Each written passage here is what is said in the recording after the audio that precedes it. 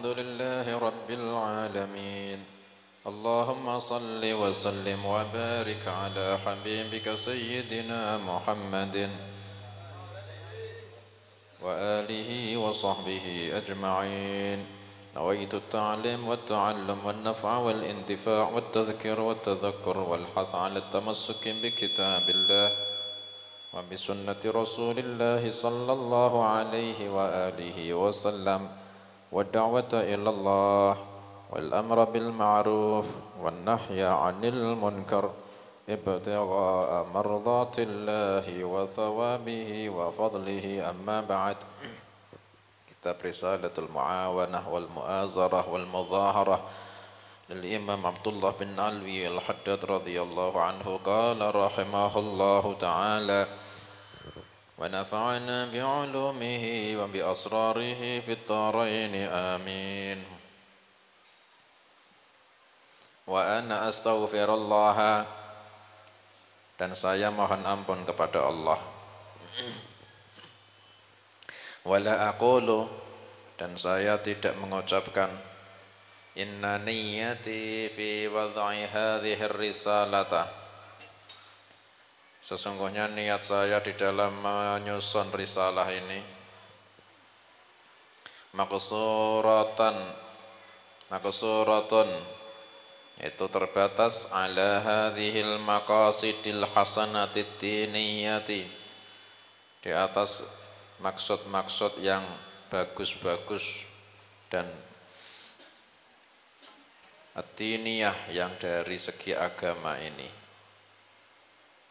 Kaifa bagaimana tidak wa ana a'lamu sedangkan saya lebih tahu ma'indi apa yang ada di dalam diri saya minasyahwatil khafiyyati berupa syahwat keinginan yang samar wal hududin nafsiyati dan bagiannya nafsu wal iradatid dunyawiyati dan keinginan duniawi wa ma ubarri'u nafsi innan nafsa la'ammaratun bis-su'i illa ma rahima rabbi inna rabbi ghafurur rahim wa ma ubarri'u dan saya tidak berlepas diri nafsi dari nafsuku dan saya tidak berlepas diri dari nafsu saya. Innan nafsa sesungguhnya nafsu hawa nafsu ya la ammaratun sungguh betul-betul memerintahkan sungguh sangat sering memerintah menganjurkan bisu'i dengan amal buruk illa ma kecuali nafsu rahima yang sudah dirahmati Rabbi oleh Tuhanku Inna Rabbi sesungguhnya Tuhanku ghafurun sangat suka mengampuni rahimun dan sangat belas kasih.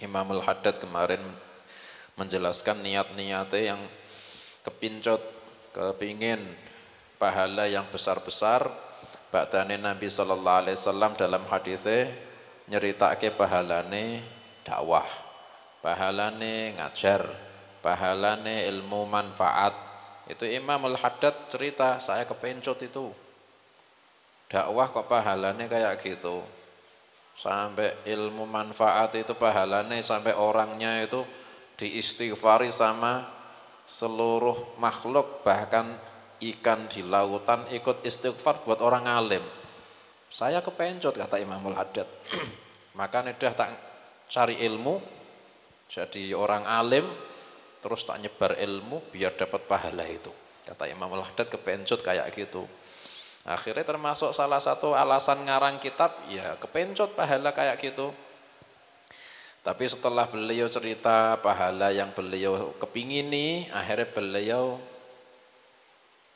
istilah kata beliau muraqabah beliau kembali ke muhasabah akhirnya beliau mengatakan wa ana astaghfirullah dan saya sekarang minta ampun sama Allah.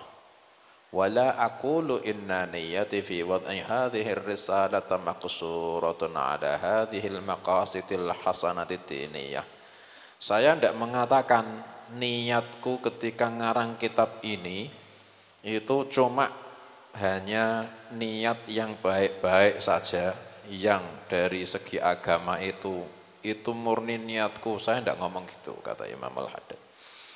Kaifah, bagaimana tidak, wa ana a'lamu ma 'indi minasy-syahawatil khafiyah, saya lebih tahu di dalam diri saya ada kepinginan hawa nafsu, itu saya tahu.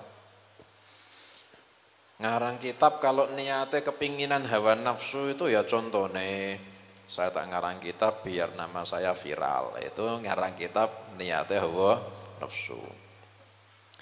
Atau misal saya tak ngarang kitab terus misal kok bisa dapat percetakan, terus tak hak cipta, terus tak patenke, terus laris, terus dapat honor, itu contohnya ngarang kitab niatnya hawa nafsu. Apalagi yes, bangsa gitu-gitu ah. Atau saya tak ngarang kitab terus kitabnya masyhur, namaku terkenal, itu contoh-contoh niat hawa nafsu. Kata Imamul Haddad, saya mohon ampun sama Allah, didului minta ampun sebelum beliau menceritake apa yang beliau ngaku kalau beliau punya campuran niat yang buruk. Ngeten niki tawadhu'e Imam Haddad. Ndak boleh jenengan dadi wong lugu. Oh nek ngono Imam Haddad ya ora ikhlas ngarang kitab iki. Ngaku ning mukadimah ngeten niki. Oh jenengan ya aja dadi wong lugu. Jenengan seharusnya kesimpulannya Imamul Haddad tawadhu'e sampai gini. Padahal beliau paling ngerti dari segi ilmul qal maupun ilmul hal tentang ikhlas. Paling ngerti. Wong beliau Qutbul Irsyad, julukane Qutbul Irsyad, makam kewalian yang paling tinggi. Beliau halnya itu dakwah wal irsyad. Beliau sudah lebih paham masalah ikhlas, beliau lebih takut sama riya, lebih takut sama ujub, tapi beliau masih saking haya, saking malune sama Allah, ba'dane beliau menceritakan kepencut pahala besar, beliau langsung ada makam, ada hal, turun hal, haya, malu sama Allah. Saya mohon ampun, saya enggak mengatakan saya sudah ikhlas betul. Itu tawadhu. Orang saleh enggak iso. Beliau kemudian setelah menceritakan masalah yang tinggi-tinggi, beliau kemudian terus merasa bisa, beliau langsung kembali ke makam haya sama Allah. Akhirnya tawadhu yang keluar. Ya ini tawadhu dah. Beliau sekali waktu pernah dalam manaqib Imamul Haddad pernah diceritakan, Imamul Haddad pernah saking mengalami hal al-qabdu. Salah satu istilah dalam tasawuf itu ada hal, ada al-bastu, ada al-qabdu. Kalau seorang sufi ngalami al-bastu itu biasanya langsung rojaknya sangat tinggi, langsung masya Allah hatinya itu seneng, semangat ibadah, semangat zikir. Tapi kadang ada juga hal dalam istilah sufi itu seorang sufi ngalami hal al-qabdu, hatinya itu takut sama Allah, sangat takut, sampai sing ada nangis tok, sampai beberapa lama. Kadang ada tamu ndak mau nemoni. Kadang ada seorang sufi yang halnya ketika sedang mengalami al-qabdu itu macam itu. Pernah Imamul Haddad mengalami hal yang al-qabdu. Saking takute malune sama Allah sampai-sampai beliau ketika itu di depannya ada muridnya, sampai beliau mengatakan, ya Allah nanti di akhirat saya pokok kau Tidak masuk ke neraka itu saja sudah cukup ya Allah. Meskipun tidak masuk surga. Cukup saya selamat ya Allah dari neraka, itu sudah sangat beruntung. Meskipun tidak kau masuk ke surga. Kaget muridnya. Ya Sayyid, bukankah Nabi SAW pernah bersabda, "Idza sa'altumul jannah fas'alul firdaus, fa innaha a'lal jinan wa fawqaha arsyur rahman." Ya Sayyid Abdullah Al-Haddad, bukankah Rasulullah SAW pernah bersabda, kalau kau mintalah surga yang firdaus, surga yang paling tingginya surga. Soalnya di surga firdaus itu surga yang paling tinggi, di atasnya itu arsy-nya Allah yang Maha Rahman. Akhirnya Imamul Haddad kendu takutnya akhirnya mulai hilang, alhamdulillah akhirnya hale biasa lagi. Tapi begitulah seorang soleh kalau sudah dialami hal al-qabdhu, tidak bisa diajak kemudian minta adkhilnil jannah bi ghairi hisab wala adzab. Nah, kita kan enggak malu-malu. Nen jenengan donga kan kayak gitu ndak malu nggih ya. Kula jenengan Allahumma inni as'alukal jannah bi ghairi hisab wala adzab waj'alni minas sabiqinal awwalin. Gak malu-malu koyok-koyok kita iku wis ibadah macam masuk surga tanpa hisab, tanpa adzab. Nah, Imamul Haddad gak berani, gak tekan, gak malu. Enggak sampai doa yang sampai macam itu kalau sudah mengalami hal al-qabdhu. Nabi-nabi dulu gitu. Nabi Yahya alaihi salam itu jadi ar-ramzu, jadi lambang di dalam khauf minallah. Nabi Yahya, ya semua nabi takut sama Allah. Enggak ada nabi kok enggak takut sama Allah, enggak ada. Semua nabi ya takut sama Allah. Cuma lambangnya di antara para nabi yang takutnya sama Allah terkenal Nabi Yahya alaihi salam. Nangis tok. Nangis, enggak pernah mesem, enggak pernah. Nangis saya Nabi Yahya. Sampai pernah ketika umur anak-anak, mungkin 5 atau di bawah 5 tahun, masih anak-anak walhasil. Nabi Zakaria punya anak Nabi Yahya itu sudah sepuh, baru dikasih anak Nabi Yahya alaihi salam. Itu ketika satu hari Nabi Yahya hilang. Nabi Zakaria, bapaknya, golei ndak ketemu. Ada anak-anak kecil banyak dolanan, didatangi, ndak ada anak di situ, kumpulan anak-anak kecil. Bingung bapak, golek ya anak ndak ketemu-ketemu. Sampai akhirnya ternyata ditemuake, ternyata di kuburan ada liang kubur. Akhirnya ketika melewati liang kubur, ternyata Nabi Yahya tiduran di liang kubur sambil nangis. Nak, kenapa nak kok di sini? Tak cari kok nak. Sambil nangis Nabi Yahya itu kemudian bangun. Wahai bapakku, bukankah Allah Ta'ala itu memerintahkan kita selalu menyiapkan untuk bekal setelah maut? Iya nak, sekarang saya itu sudah menyiapkan buat bekal untuk maut. Nabi Zakaria malah ikut nangis itu. Nabi Yahya masih kecil itu, nangis tok. Bahkan dulu ada riwayat Nabi Yahya alaihi salam nangis tidak pernah mesem. Sedangkan Nabi Isa alaihi salam kadang menangis, kadang mesem. Nabi Isa lebih afdol ketimbang Nabi Yahya alaihi salam.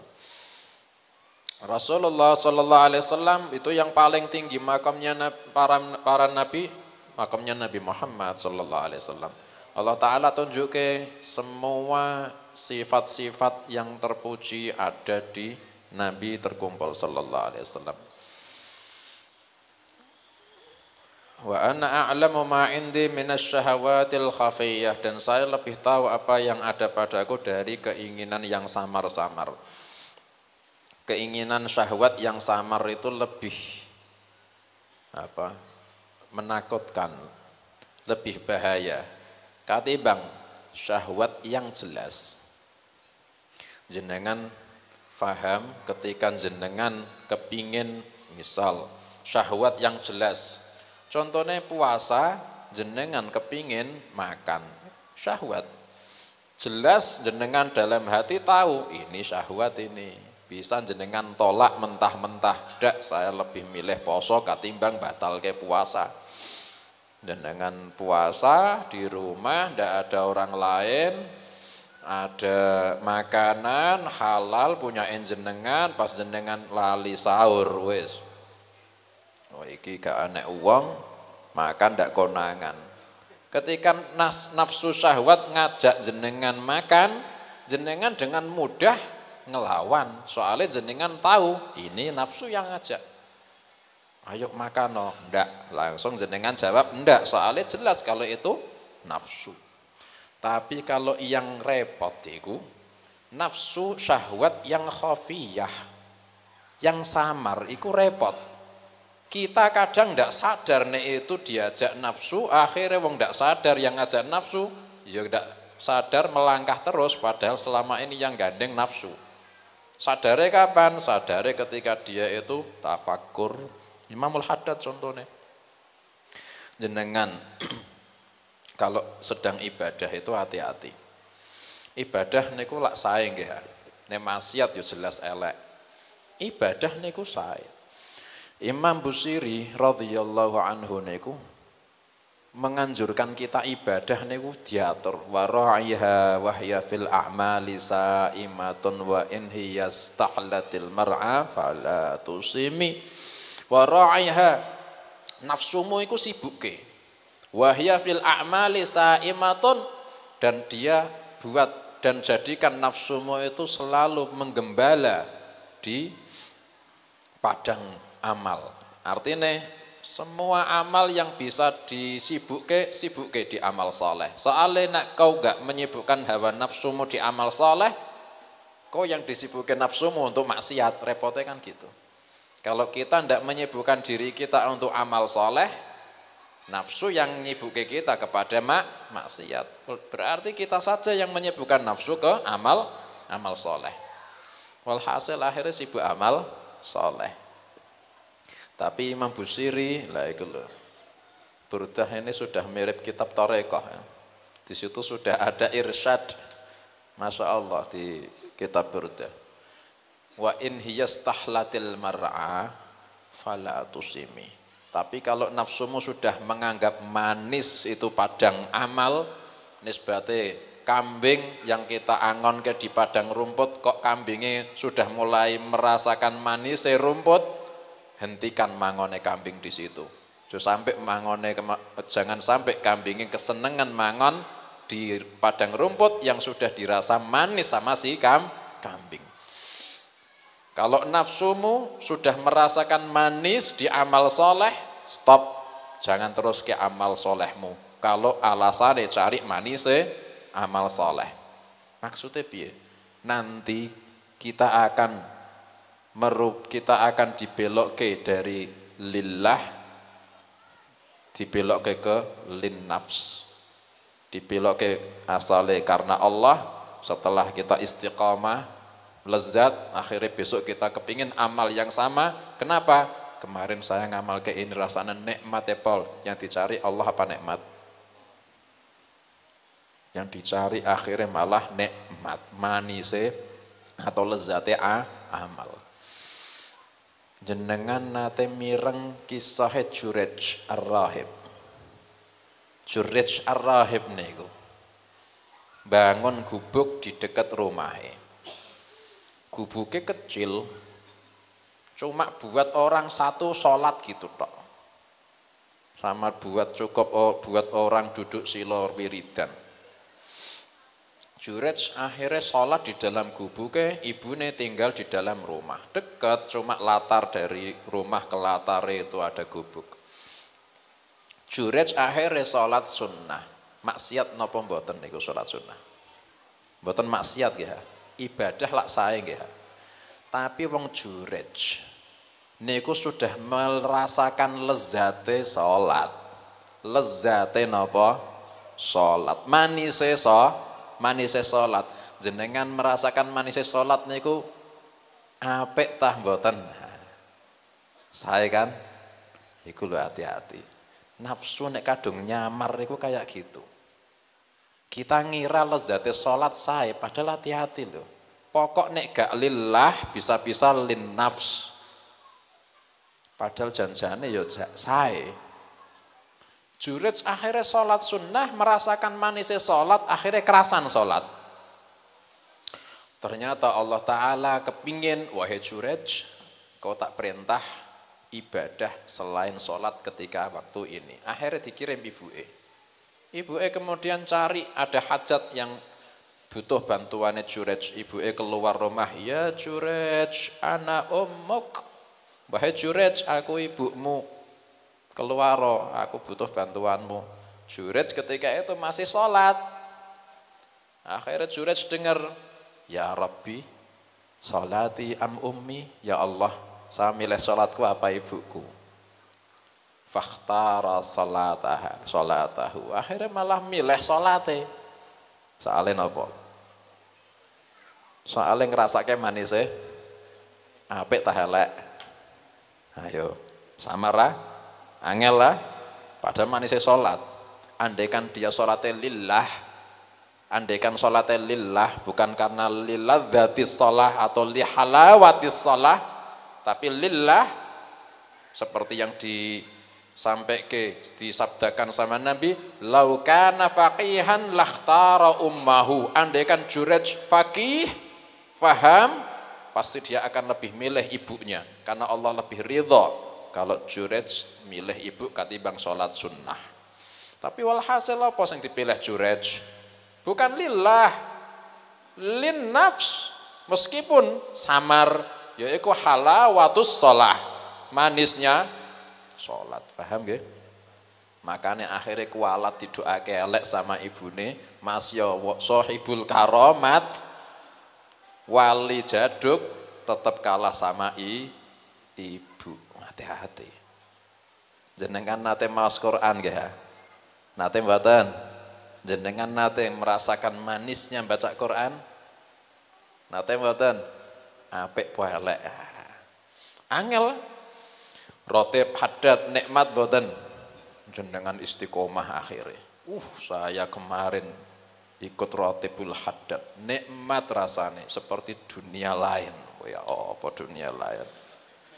Saya cuma pesennya setunggal. Wa in hiyastahlatil mar'a fala tusimi. Andaikan nafsu merasakan, nafsu melok-melok ngerasake manis meskipun ibadah, tapi andile nafsu ada, stop bagiannya nafsu. Tetap amal, tapi lillah, jangan li nafs.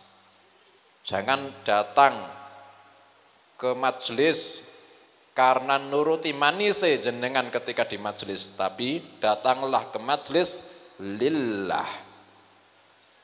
Soalnya ketika nanti nek ketemu sama Allah Ta'ala merintah ibadah yang lain, kita bisa dengan mudah cari ridhonya Allah meskipun di yang lainnya. Jenengan misal mboten nate ninggal majelis teng mriki, terus jenengan misal gadah tiyang sepuh, nak aku kok pegel kabeh nak, pijeti nak, ba'dal maghrib waktune jenengan biasa rawuh mriki, milih pundi jenengan? Wah bu, aku wis manis sepor gak pernah ninggal rotibul hadat toh. Berarti nafsu itu bukan rotibul hadat yang jenengan pilih, bukan lillah, tapi andil hawa nafsu yang main. Kalau jenengan lillah, jenengan akan bisa bedake. Khusus malam ini Allah Ta'ala merintah wiridanku diganti, boten wiridan rotibul hadat tapi wiridan mijeti ibuku. Lah niku lillah niku Allah lebih suka. Dan Allah Ta'ala akan ngasih pahala jenengan ketika mijeti ibu, pahala yang 2 kali lipat rotibul hadat. Nah, ngoten. Paham? Jenengan nembe ba'dal maghrib misal, istiqomah rotibul hadat. Ya. Ki tengah-tengah, ya latifan bi khalqih, ya aliman bi khalqih, ya khabiran bi khalqih, ultuf bina. Enek tamu salam, assalamualaikum. Tamu dari luar kota. Iki makane jenengan mertamu aja badal maghrib, hati-hati. Tapi juga ukuran buat orang yang ditamoni batal maghrib iki zikire lillah apa nafs. Akhirnya ada tamu. Ketika niku ditemoni tamune, zikire ditinggal. Tamune akhirnya pangerten jenengan nek nggak salah tadi tak dengerke rotipe belum selesai kok jenengan nek mau neruske nggak popo. Dijawab sama sahibul bait, aku jagongi awakmu pahalane seperti baca rotib plus hizib Nawawi plus hizib Syekh Abu Bakar bin Salim. Soalnya ihtiram sama tamu Allah Ta'ala yang merintah.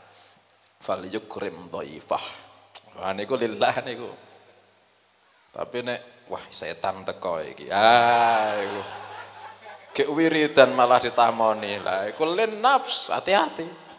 Hati-hati. Makanya kita itu betul-betul harus jeli, harus cerdas. Imamul Haddad ngajari wa ana a'lamu ma 'indi minasyahwatil khafiyah, ngarang kitab ibadah, ndak ada yang ngarani maksiat. Tapi ketika ngarang kelihatan alime, ketika itu dalil-dalil keluar, memang ini kitab subhanallah, ndak aku tok sing ngalem. Nek aku sing ngalem ya mboten wonten artine. Ulama ngalem semua memang, isine luar biasa. Imamul Haddad ketika nerangke jelas Masya Allah.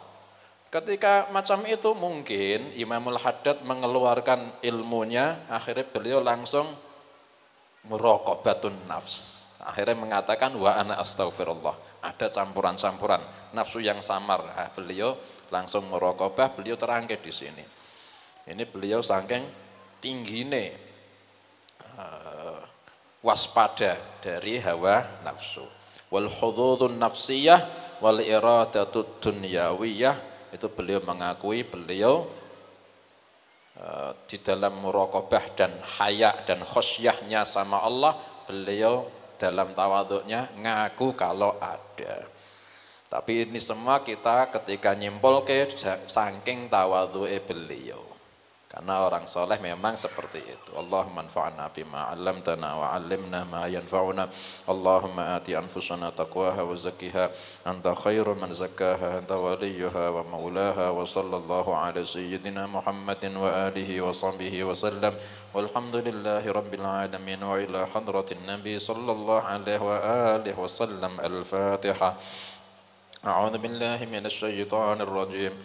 بسم الله الرحمن الرحيم الحمد لله رب العالمين الرحمن الرحيم مالك يوم الدين إياك نعبد وإياك نستعين اهدنا الصراط المستقيم صراط الذين أنعمت عليهم غير المغضوب عليهم ولا الضالين آمين